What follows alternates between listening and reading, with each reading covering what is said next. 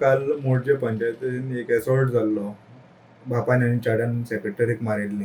आयज हियरींग असली. एग्जॅक्ट कितें जालें?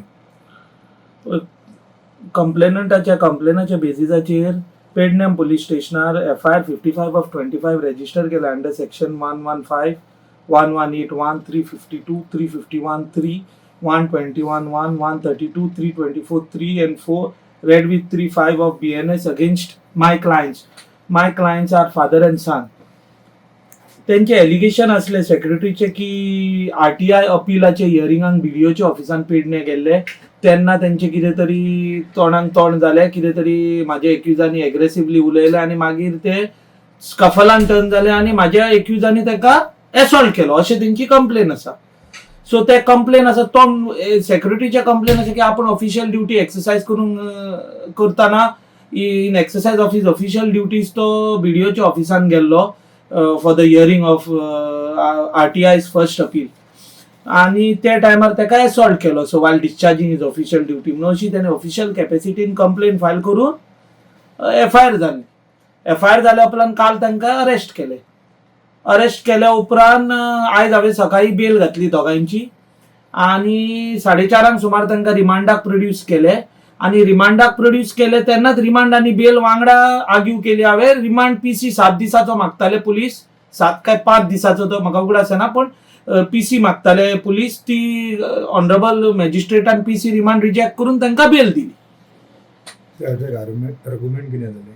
कितें जालें पळय, सगळे ऑफेन्सीस आसात पळय ते 7 years and below पनिशेबल. आणि when offenses are 7 years and below, mandatorily notice under section 35(3) has to be issued. And in this case, without issuing notice under section 35(3), the accused were arrested. So I argued that since no notice under section 35(3) was served to my accused, the arrest is illegal. So the honorable magistrate appreciated that point and held that the arrest is illegal. So bond बी कितको दिलो? Conditional bell grant केल्या. माझा आणि एकूय argument आलो की grounds of arrest आसा पळय ते एक्युजाच्या फॅमिली मेंबर्साक सर्व करूंक ना. Actually as per the honourable supreme court judgement of Viyan Kumar and there is another judgement of the Bombay high court Sujata, honourable Bombay high court आणि सुप्रीम कोर्टाच्या जजमेंटा प्रमाणे grounds and reasons of arrest have to be communicated in writing to the family members.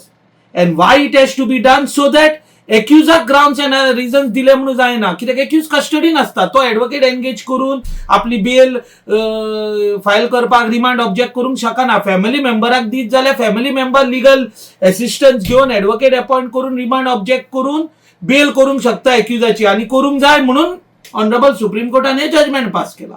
So म्हाजो एक argument आसलो की आमच्या दोन्ही एक्युजांच्या फॅमिली मेंबरांक grounds and reasons of arrest communicate करूंक ना. आणि हे 2 ग्राउंड्स हांवें घेतलेले, पण ऑनरेबल मॅजिस्ट्रेटान 35(3) ची नोटीस काडूंक ना म्हणून ते अरेस्ट इलिगल डिक्लेअर करून PC त्यांची ग्रांट करूंक ना आणि JC मारली आणि तांकां कंडिशनल बेल दिली. तांकां कंडिशन आसा पळय 25,000ची शिवटी मारल्या. Court has impose 25,000 rupees personal bond and शिवटी, has directed them not to commit any similar offence, threaten करू नका, not to leave the state or country without prior permission, आणि address furnish full address and contact number and also address proof and contact number of relative. असे 4-5 conditions दिवन हे केले. त्या भायर honourable मॅजिस्ट्रेटान तांकां रिपोर्टिंग दवरला फाल्यांच्यान 9th August till 13 August from 10 AM to 1 PM. कितें कोर्स आशिल्लो आर्ग्युमेंट करपा खातीर? what was the reason to assault? See, my client has raised his defense in a different way, but that defense I cannot disclose it now because it would be when the charge sheet is filed and during trial I will take that defense. Disclosing the defense would be like exposing or playing my cards first only. That's the reason why I cannot disclose my defense, but I have a defense there which I'm going to demonstrate before the court once charge sheet is filed.